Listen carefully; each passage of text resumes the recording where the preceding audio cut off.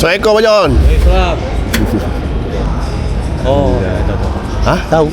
Buat cap tu tak? Yang bagi curve tu Bagi ke, bagi reshape. Kan tahun lepas dia. Baru tahun ni masuk.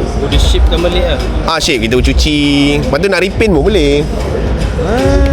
Mana kalau Abang John ada topi yang lama-lama kan, nak hantar kat saya. Sebab Lepas tu kita suka topi tu nampak lama. Yelah, ikutlah. Kalau nak buat jadi refresh balik, nak shape balik. Oh, ni memang ada mesin dia. Ada? Ni dia panas lah. Mana? Uish.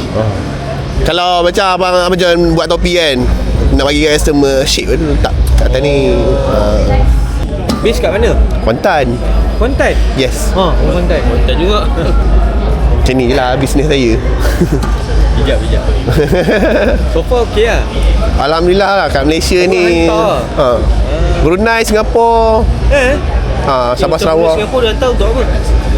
Dia nak repaint, dia nak shape balik, nak cuci. Kadang-kadang kuning. Kan topi kuning, putih naik kan.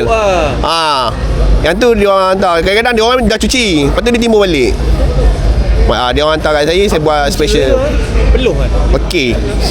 Dia peluh sebab sweatband ni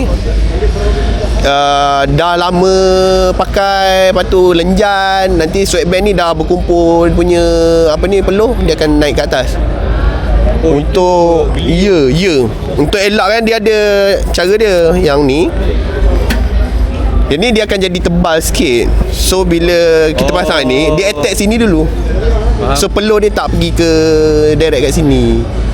Itu dia panggil sweatband, yang ada yang jual sweatband tu. Benda tu lah untuk function dia. Ya. Saya peminat abang. Jangan gitu.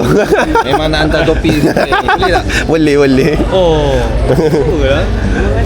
Ya. Boleh. Pusing-pusing tu yang lagi datang ni.